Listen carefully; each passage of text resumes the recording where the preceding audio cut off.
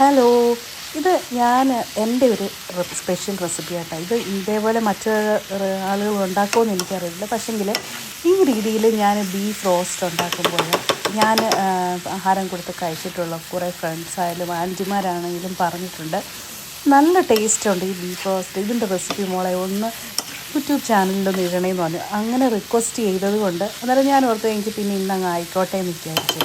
അപ്പോൾ നല്ല ബീഫും കിട്ടി, നല്ല ഇളം ബീഫാണ് കേട്ടോ. അപ്പോൾ ഞാനങ്ങ് ഈ റെസിപ്പി കാണിച്ചു തരാമേ. വളരെ ഈസിയാണ്, പെട്ടെന്ന് ഉണ്ടാക്കാൻ പറ്റുന്ന ഒരു റെസിപ്പിയാണ്. അപ്പോൾ ഇതിന് ഞാൻ നല്ല ഇളം ബീഫാണ്, അതായത് ടെൻഡർ ലോയിൻ എന്ന് പറയുന്ന പാർട്ടാണ് ഇതിന് എടുത്തേക്കുന്നത്. ഇതിൻ്റെ കൂടെ കുറച്ച് കരളും കൂടി ഇട്ടോ. കരളെന്ന് പറഞ്ഞാൽ നല്ല അയണാണ് കേട്ടോ. അപ്പോൾ കുഞ്ഞുങ്ങൾക്ക് കൊടുക്കാൻ ഏറ്റവും ബെസ്റ്റാണ്. പിന്നെ കുറച്ച് ഫാറ്റും കൂടെ ഇടുവാണെങ്കിൽ നല്ല. അപ്പോൾ ചോറ് റെഡി ആയിട്ടിരിപ്പുണ്ട്. ഇനി നമ്മുടെ ബീഫ് റോസ്റ്റും കൂടെ റെഡി ആയിട്ട് വേണം കഴിക്കാൻ, ഉണ്ടാക്കിയെടുക്കാൻ പറ്റും കേട്ടോ. അപ്പോൾ ഇത് ഉണ്ടാക്കാൻ വളരെ ഈസിയാണ്. ആർക്കും ഒരു കുക്കർ ഉണ്ടെങ്കിൽ പെട്ടെന്ന് തന്നെ നമുക്ക് ഹോട്ടലിലൊക്കെ കിട്ടുന്നയോ അല്ലെങ്കിൽ നമ്മൾ പണ്ട് നമ്മുടെ അമ്മച്ചിമാരൊക്കെ ഉണ്ടാക്കി തന്ന അതേ ടേസ്റ്റിൽ തന്നെ കഴിക്കാൻ പറ്റുന്നൊരു റെസിപ്പി കേട്ടോ. അപ്പോൾ ഞാൻ ഫസ്റ്റ് തന്നെ നമ്മുടെ ബീഫ് കുക്കറിലേക്ക് അങ്ങ് തട്ടുക. പിന്നെ കുറച്ച് മുളക് പൊടി. പിന്നെ ഒരു കാര്യം, സോറി കേട്ടോ, എനിക്ക് ഈ കറക്റ്റ് അളവ് പറഞ്ഞ തെറ്റിപ്പോവും. അതുകൊണ്ടാണ് ഞാൻ ഉണ്ടാക്കുന്ന എല്ലാം ഒരു കൈ കണക്കാണ്. അത് വെച്ചങ്ങ് കാച്ചിക്കും. കുറച്ച് മഞ്ഞൾപ്പൊടി ഇട്ടു, ഏകദേശം ഒരു 2-2.5 ടേബിൾ സ്പൂണോളം മല്ലിപ്പൊടി ഇട്ടു. പിന്നെ അതുപോലെ തന്നെ മുളക് പൊടി എന്ന് പറയുമ്പോൾ നമ്മുടെ കാശ്മീരി ചില്ലിപ്പൊടിയാണ്, അതൊരു 1.5 ടേബിൾ സ്പൂൺ ചേർത്തു. പിന്നെ ഒരു 2 ടീസ്പൂണോളം നമ്മുടെ ഗരം മസാല ഇടുക. പിന്നെ കുറച്ച് പെപ്പർ പൗഡർ, അതായത് നമ്മുടെ കുരുമുളകിൻ്റെ പൊടിയും കൂടെ ചേർത്തിട്ട് ഇത് പിന്നെ ഉപ്പ്, ആവശ്യത്തിന് ഉപ്പ്. പിന്നെ ഒരു അര കപ്പ് അല്ലെങ്കിൽ ഒരു 2 ടേബിൾ സ്പൂണോളം വിനാഗിരി കൂടി ചേർക്കുക കേട്ടോ. വിനാഗിരി ഇപ്പം ഞാൻ ഒഴിക്കാൻ പോവുകയാണ്. ഇപ്പം ഞാൻ അതിൻ്റെ അകത്തേക്ക് ഇട്ട് നമ്മുടെ ഒരു മസാല ഉണ്ടല്ലോ, പൂ പോലുള്ള കാതിപ്പൂ എന്ന് പറയുന്ന മസാല. പിന്നെ കുറച്ച് പച്ചമല്ലി ഇട്ടു, 2 ഏലക്കായ ഇട്ടു. പിന്നെ ഒരു ചെറിയ ഒരു പീസ് കഷ്ണമായിട്ടുള്ള നമ്മുടെ കറുവപ്പട്ടയും കൂടി ഇട്ട് കൊടുത്തിട്ടുണ്ട്. അപ്പോൾ ഇത്രയും കൂടെ സാധനങ്ങളിട്ട്, വിനാഗിരി ഒഴിച്ചില്ല, വിനാഗിരി ഞാൻ ഒഴിക്കാൻ പോകുന്നേ ഉള്ളൂ. അതും കൂടെ ഒഴിച്ചിട്ട് നല്ലപോലെ കൈയും കൊണ്ട് തിരുമ്മണം. അതായത് ഈ മസാലയെല്ലാം ബീഫിലേക്ക് നല്ല രീതിയിൽ അങ്ങോട്ട് പിടിക്കണം. ഇപ്പം ഞാനിത് ഒഴിക്കുന്നത് നമ്മുടെ വിനാഗിരിയാണ്. അതൊരു 2 ടേബിൾ സ്പൂൺ ഒഴിച്ചു. എന്നിട്ട് ഇത് നല്ലപോലെ അങ്ങോട്ട് മസാജ് ചെയ്യുക. നല്ലപോലെ കൈയും കൊണ്ട് തിരുമ്മണം. ഇതേപോലെ. പരിപാടി ഈസിയാണ് കേട്ടോ, നല്ല ടേസ്റ്റി ആയിട്ട് നമുക്ക് കഴിക്കാനും പറ്റും. ഇത് വേണോ ഇങ്ങനെ. പിന്നെ ഒരു കാര്യം ഞാൻ പറഞ്ഞു, അതായത് ഈ തിരുമുന്നതിന് മുമ്പ് തന്നെ നമുക്ക് ഈ വെളുത്തുള്ളി ഇഞ്ചിയും കൂടെ നല്ലപോലെ ചതച്ച് അതിലേക്ക് ഇടുക. അതും കൂടെ നല്ലപോലെ നമ്മൾ തിരുമ്മി യോജിപ്പിക്കണം. നല്ല ഒരു പിടി നമ്മുടെ ഈ വെളുത്തുള്ളിയും ഇഞ്ചിയും കൂടെ ചേർത്തിട്ടുണ്ട്. അങ്ങനെ നല്ലപോലെ മിക്സ് ചെയ്യാം. മിക്സ് ഒരു 5-8 മിനിറ്റോളം നമുക്കിങ്ങനെ മിക്സ് ചെയ്യാൻ പറ്റുമെങ്കിൽ നല്ലതാണ് കേട്ടോ. പിന്നെ ഇതിനി നമ്മൾ കുക്കർ അടച്ച് വെച്ച് അങ്ങോട്ട് വേവിക്കാൻ പോവാം. എന്നിട്ട് ഇതിൻ്റെ അകത്ത് നമ്മൾ ഒരു ശകലം പോലും വെള്ളം ഒഴിക്കുന്നില്ല. വെള്ളം ഒഴിക്കാതെ, അതായത് ഒരു ലേശം പോലും വെള്ളം ഒഴിക്കുന്നില്ല. ആ വെള്ളം ഒഴിക്കാതെ തന്നെ നമ്മൾ കുക്കർ അടച്ച് വെക്കുക. ഒരു 2-3 വിസിൽ, അതായത് ലോ ഫ്ലെയിമിലിടണം കേട്ടോ. തീ ഒത്തിരി കൂട്ടി വെക്കണ്ട, ലോ ഫ്ലെയിമിലിട്ടൊരു 3 വിസിൽ. ഇത് ഒരുപാട് വേവില്ലാത്തതായതുകൊണ്ട് പെട്ടെന്ന് തന്നെ വെന്ത് കിട്ടും. കട്ടിയുള്ളതാണെങ്കിൽ ഒരു 5-6 വിസിലങ്ങ് അടിക്കുക, അത് കുഴപ്പമില്ല. അന്നേരം ഈ സമയത്ത് നമുക്ക് വേറെ കുറച്ച് പരിപാടിയുണ്ട്. അതായത് നമ്മുടെ സവാള, നമ്മുടെ കുഞ്ഞുള്ളി, ഇതൊക്കെ അരിഞ്ഞ് ടക്ക് പെട്ടെന്ന് തന്നെ നമ്മൾ അരിഞ്ഞ് നമുക്ക് എടുക്കാം. ഇതിന് നമുക്ക് വഴറ്റി ചേർക്കാൻ വേണ്ടിയിട്ടുള്ളത് കേട്ടോ. ഇതിൻ്റെ കൂടെ തന്നെ നമ്മൾ അരിയേണ്ട വേറൊരു സാധനം കൂടിയുണ്ട്, അതായത് തേങ്ങാക്കൊത്തും ചെറിയ പീസസായിട്ട് നമുക്ക് അരിഞ്ഞിട്ട് വറുത്തെടുക്കണം. അതുകൊണ്ട് തന്നെ ഞാൻ ഇതും അതിൻ്റെ കൂട്ടത്തിലങ്ങ് അരിയാൻ പോവാം.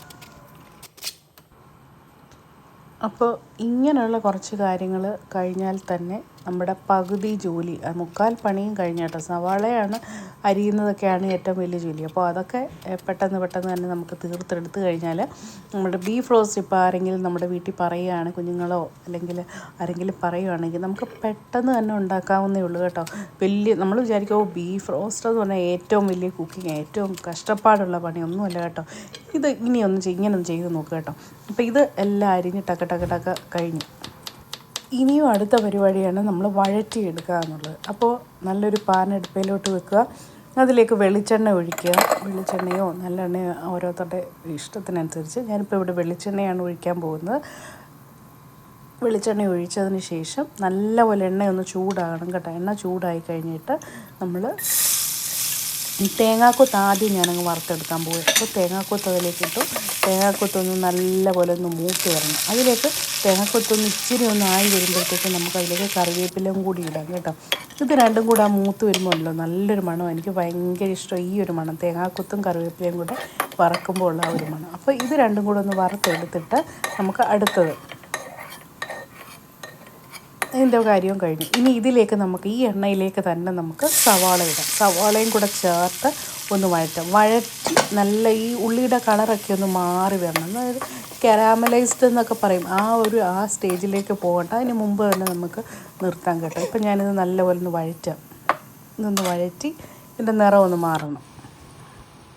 പിന്നെ ഇത് വഴറ്റാൻ നേരം നമ്മൾ അതിൻ്റെ കൂടെ തന്നെ കുറച്ച് ഇഞ്ചിയും വെളുത്തുള്ളി അരിഞ്ഞതും പിന്നെ ചുവന്നുള്ളി, ബീഫ് റോസ്റ്റിന് നമ്മൾ മസ്റ്റ് ചേർക്കേണ്ടത്. ബീഫ് റോസ്റ്റ് നമ്മൾ ചേർക്കാൻ നേരം ഉണ്ടാക്കാൻ നേരം നമ്മൾ ഈ ചുവന്നുള്ളി മസ്റ്റാണ് കേട്ടോ. ചുവന്നുള്ളി ഇട്ട് നല്ലപോലെ ഒന്ന് വഴറ്റണം. അപ്പോൾ നല്ലൊരു ടേസ്റ്റ്. സവാളയെക്കാട്ടി അളവ് കൂടുതൽ നമ്മൾ ചുവന്നുള്ളിയാണ് ചേർക്കുന്നതെങ്കിൽ ഒന്നുകൂടി നല്ലതാണ്. ഇതിൻ്റെ നിറം കണ്ടോ, കളറൊന്ന് മാറി ഒന്ന് വഴണ്ട് വരുമ്പോഴത്തേക്ക് നമ്മൾ നേരത്തെ വഴറ്റി വെച്ചിരുന്ന നമ്മുടെ തേങ്ങാക്കൊത്തും കറിവേപ്പിലയും കൂടെ ചേർത്ത് കൊടുക്കുക. ഇപ്പം തന്നെ ഇതിനൊരു നല്ലൊരു മണവും നല്ല ഇതായിട്ട് വരുന്നുണ്ട്. അപ്പോൾ ഇങ്ങനെ ഇത് കിടന്ന് വഴണ്ട് നല്ലൊരു ഇതിലെത്തണം. ഇത് കഴിയുമ്പോഴത്തേക്ക് നമുക്കിതിലേക്ക് നമ്മുടെ പെരുംജീരകത്തിൻ്റെ പെരുംജീരകം നമ്മൾ ഫ്രഷായിട്ട് പൊടിച്ചിടുവാണെങ്കിൽ അതിനൊരു നല്ല മണമാണ് കേട്ടോ. ഇപ്പം നമ്മൾ ക്രഷ് ചെയ്തെടുത്ത് ഒരുപാട് അങ്ങ് ഫൈൻ പൗഡറായിട്ട് പൊടിക്കണ്ട, ജസ്റ്റ് ഇങ്ങനെ ഇതായിട്ട് ഇങ്ങനെ കിടന്നാൽ മതി. അപ്പോൾ ഒരു ടേബിൾ സ്പൂണോളം ഞാൻ ഇട്ട് കൊടുക്കുന്നുണ്ട്. അതുപോലെ തന്നെ ഇതിലേക്ക് ചേർക്കേണ്ട മറ്റൊരു കാര്യമാണ് നമ്മുടെ കുരുമുളക് പൊടിയും കൂടെ ചേർക്കുമ്പം ഈ ബീഫ് റോസ്റ്റൊക്കെ നമ്മൾ സാധാരണ കടയിൽ നിന്നൊക്കെ വാങ്ങിക്കുന്നത്, ഹോട്ടലിൽ നമ്മൾ വാങ്ങാൻ നേരം ഒരു നല്ലൊരു കറുത്ത കളറിലിരിക്കത്തില്ലേ, അതെന്ന് പറഞ്ഞാൽ അവരിട്ട് റോസ്റ്റ് ചെയ്ത് ഒത്തിരി അങ്ങ് നല്ലപോലെ, അതുപോലെ തന്നെ കുരുമുളക് നല്ലപോലെ ചേർക്കും. അപ്പോൾ ഇത് നല്ലൊരു കറുത്ത നിറം വരും. ഇപ്പം നമ്മുടെ ബീഫ് വെന്ത് കേട്ടോ. ഞാനിത് ഓപ്പൺ ചെയ്തായിരുന്നു.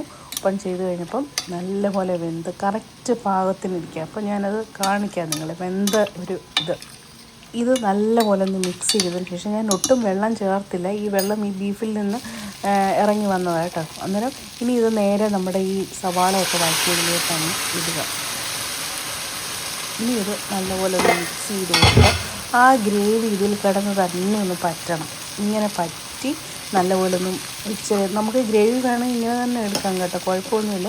പക്ഷേ നമുക്ക് റോസ്റ്റ് ഇച്ചിരിയും കൂടെ ഒന്ന് ഡ്രൈ ആയിട്ട് വേണമെങ്കിൽ ഇതുപോലെ ഇങ്ങനെ തന്നെ കിടന്ന് ഒന്ന് ഡ്രൈ ആയിട്ട് കിട്ടണം.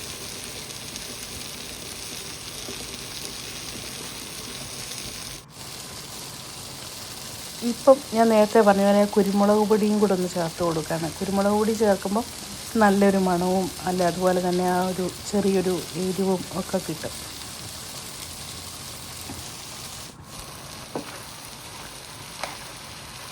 നല്ലപോലെ ഒന്ന് മിക്സ് ചെയ്ത് കൊടുക്കാം.